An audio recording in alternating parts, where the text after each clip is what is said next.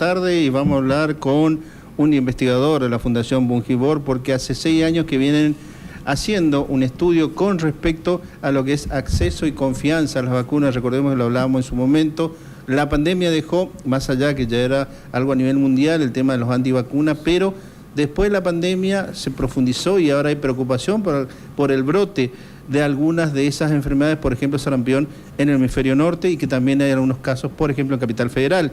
Y estamos hablando con Estanislao Pam, quien es analista senior de proyecto de la Fundación Bungibor. Estanislao, muy buenas tardes, Radio Corrientes, te saludamos, gracias por atendernos. Hola Raúl, buenas tardes y saludo a vos y a toda la audiencia. Cuando hablamos de confianza en la vacuna, ¿se perdió el tema de lo que Argentina tradicionalmente tenía una costumbre, o por lo menos una historia, una cultura de aceptar las vacunas, y que ahora aparentemente la estamos perdiendo?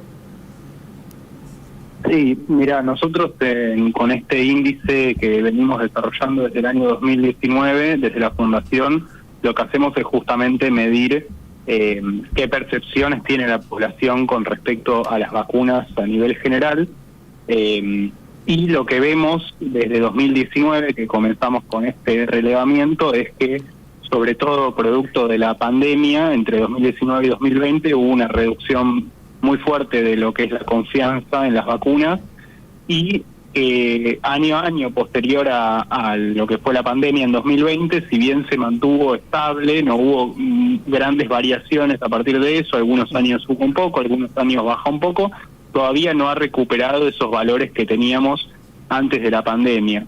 Y como vos decís, es preocupante, porque si bien los valores son relativamente altos, Argentina es un país, como vos decías, con una tradición histórica muy fuerte en lo que es vacunación, y que haya habido una reducción tan grande es preocupante, y se ve después en otras cuestiones, por ejemplo en la baja de la tasa en las tasas de cobertura, donde vemos que menos personas efectivamente después se aplican las vacunas. Entonces, para nosotros es importante medir estas percepciones, porque después nos permiten hacer algunas inferencias y después adelantar lo que puede llegar a suceder después con la vacunación. En su momento, acá en Corrientes, habíamos hecho una invitación periodística con respecto a los sistemas de salud municipales, porque ellos nos habían brindado una estadística muy interesante.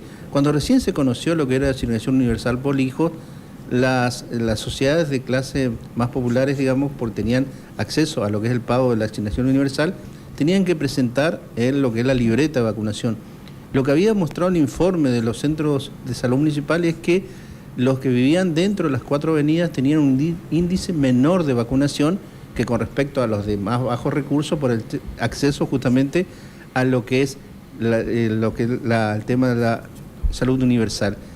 ¿Pasa algo con el tema de la cultura? ¿Es transversal? Apuntaba a eso, Estanislao, es decir, hoy por hoy, ¿qué nos pasó para ir perdiendo esa cultura de la vacunación? Bueno, las posibilidades y los factores son muchos. En realidad no creo que haya uno solo que pueda explicar lo que ha pasado en general con la confianza en las vacunas. Creo que posiblemente lo que fue el contexto de la pandemia, donde muy rápidamente circuló mucha información en los medios, en la sociedad, en las redes sociales. Eso puede haber contribuido a hacer bajar la confianza en las vacunas, en un país donde históricamente siempre la vacunación fue muy amplia y muy difundida, no solo a nivel general, sino también a partir de programas como el que mencionás, como la asignación universal por hijo, donde se requiere el carnet de vacunación.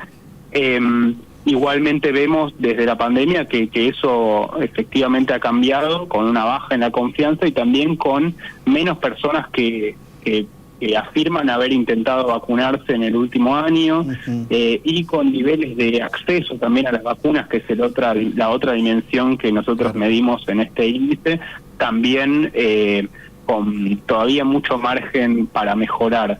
Entonces, si bien estos programas como la asignación universal por hijo, que requieren que las personas lleven a sus hijos a vacunarse, pueden contribuir a que eso mejore, evidentemente la confianza general en las vacunas de la población ha bajado mucho, sobre todo a partir de la pandemia, y no se ha recuperado todavía, y es, me parece, donde tenemos que hacer foco, ¿no? Claro.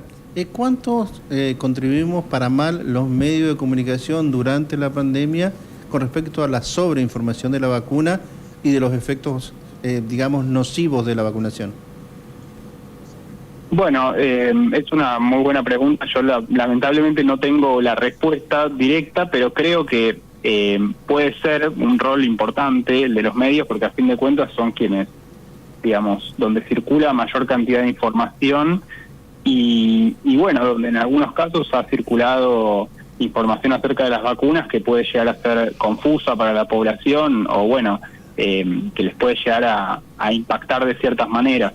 En nuestro informe, en nuestros resultados, lo que vemos es que la población, sobre todo dentro de lo que denominamos confianza, nosotros analizamos distintos puntos específicos, ¿no? Por ejemplo, vemos qué piensan las personas acerca de si son efectivas o si son seguras o si son importantes para los niños. Esas son las tres componentes de lo que denominamos confianza. Claro. La seguridad, la efectividad y la importancia para los niños.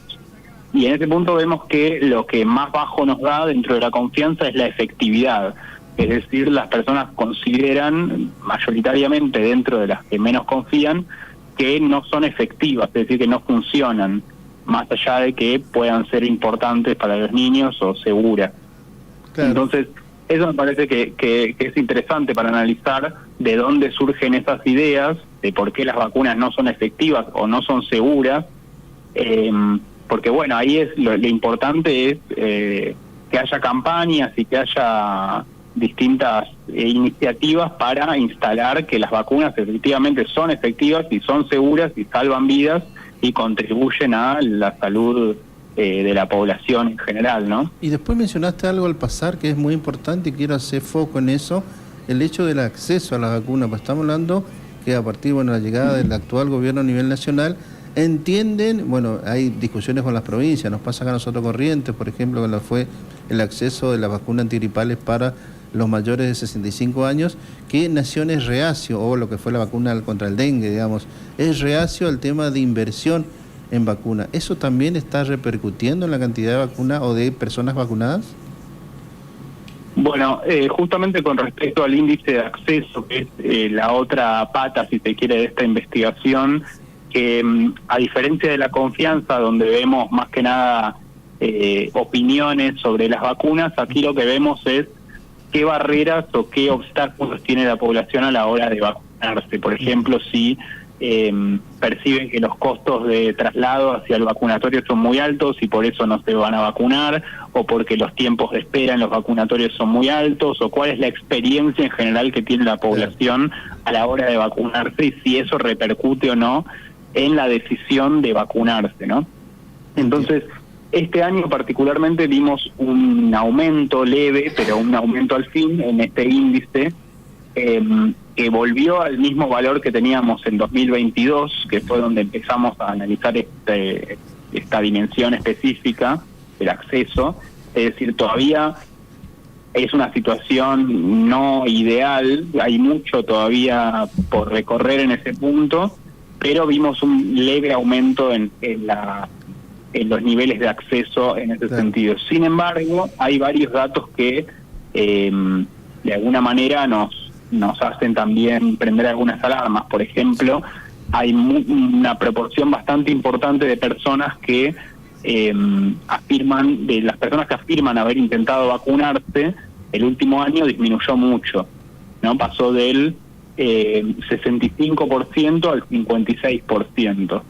Y ahí vemos que eso puede ser importante a la hora de leer estos datos, porque significa que hay una menor demanda de vacunación, ¿no? Hay menos personas que están yendo al vacunatorio a aplicarse una vacuna y eso puede llegar a tener alguna influencia en los datos también. Entiendo. Sí, perdón, te escucho. Pensé que por último, lo que quería destacar con relación al acceso es que también hay bastantes diferencias en la población. Por ejemplo, si son de mayores o menores recursos, o depende de qué región provengan, tenemos algunas diferencias importantes con lo que tiene que ver con acceso. Bueno, y eso justamente era parte de la última pregunta, agradeciendo la referencia de haber hablado con nosotros en ese mapeo que hicieron ustedes a nivel país con respecto a la confianza y al acceso. si hay mínimos y máximos, es decir, dónde la desconfianza es mayor, dónde la desconfianza es menor, dónde la accesibilidad es mayor o menor en el ámbito país. Bien, con respecto a las diferencias regionales, lo que podemos ver es que no hay tantas diferencias en relación a la confianza.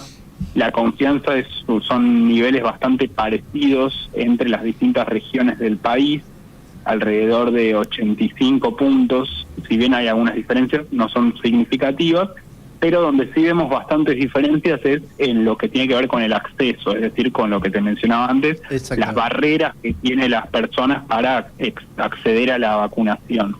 Y en ese punto tenemos algunas regiones que están por encima del promedio nacional y que tienen una buena performance, como por ejemplo la Patagonia, en este punto está muy bien, pero tenemos otras regiones que están por debajo del promedio.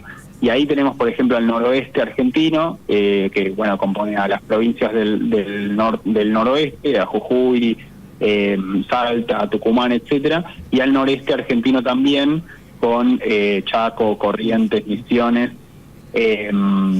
y Formosa, ¿no? Y este año lo que se sumó como novedad dentro de este grupo de regiones que están por debajo del promedio es el AMBA, el Área Metropolitana de Buenos Aires, que uno pensaría, digamos, por sentido común, que por haber más cantidad de centros de salud, de vacunatorios o de salitas o de centros de atención primaria, uno pensaría que el acceso podría llegar a ser mejor y sin embargo vemos una situación mala también en este punto. Estadísticamente también nos repercute, hay mayores salitas, pero también hay mayor cantidad de pacientes. ¿Eso no influye en la estadística? Sí, es posible. Acá no tenemos la razón de por qué eso sucede, pero puede ser. Y también, bueno, el área metropolitana es un área también grande en términos geográficos y también la mayor cantidad de centros de salud no significa que estén distribuidos de manera equitativa y que accedan a toda la población. Por eso es un poco que los valores nos dan de esta manera. Pero bueno, eso un poco habla de que el país tiene diferencias importantes a nivel regional en lo que es el acceso a la vacunación, y en ese punto me parece que es un desafío a trabajar para tratar de reducir esta brecha. Lo más preocupante, Estanislao, es que las repercusiones de estas acciones, o sea, la baja nivel de vacunación, lo vamos a ver dentro de unos años, es decir, cuando comiencen los brotes, y ahí nos vamos a dar cuenta, a los 6 años teníamos que haber aplicado tal vacuna y no la habíamos puesto, como el caso puntual del sarampión, por ejemplo. Exactamente, y ahí te sumo, por ejemplo, un dato que es que estamos viendo que dentro de la confianza, otro de los segmentos que nosotros vemos específicamente es el tema de la edad, ¿no? Uh-huh. Y ahí lo que vemos es que sobre todo los más jóvenes son los que tienen menores niveles de confianza en las vacunas por ahora. Si bien ahora está tendiendo a ser un poco más homogénea la situación entre edades, uh-huh, los más jóvenes siguen siendo los que menos confían en las vacunas, y eso, como vos decías, nos plantea dificultades a futuro, ¿no? Porque esos jóvenes de hoy son los que el día de mañana van a llevar a sus hijos o a sus adultos mayores a su cuidado, a vacunarse, o a ellos mismos. Y bueno, esperemos que esa situación no siga esa tendencia, ¿no? Que se pueda revertir, pero por eso necesitamos campañas de concientización apuntadas específicamente a esos segmentos y que de alguna manera logren revertir estas ideas, ¿no? Estanislao, muchísimas gracias por tu contacto, muy interesante el informe, y veremos que las autoridades pertinentes, llámese salud, tanto a nivel nacional como los distintos distritos, tomen nota de esto, porque, repito, las repercusiones las vamos a ver dentro de unos años, cuando desgraciadamente ya nos encontremos con un colapso en algunos casos de enfermedades puntuales. Exactamente, así es. Así que estaremos atentos a los próximos resultados que estaremos lanzando en los próximos años. Muchísimas gracias, Estanislao. No, muchas gracias, Raúl. Un saludo para vos y para todos. Hasta luego, hasta acá, Estanislao Pan, quien es analista senior de proyecto Fundación Von Gibón, hablando un poco de esto que es preocupante. Comenzó antes de la pandemia, se potenció la pandemia y ahí sí tenemos que hacer una mea culpa nosotros con respecto a que comenzó la pandemia en marzo del 2020, si mal no recuerdo, y en abril escuché a muchísimos comunicadores sociales y periodistas que ya sabían el ADN y la distribución genética de una vacuna. Decime, ¿cómo haces eso? A que los microbiólogos lo lleva años descubrir y nosotros hablábamos libremente. Me hablaban del manual de procedimiento de crisis, ¿no? Cuando no había sobre la pandemia, pero bueno, son cuestiones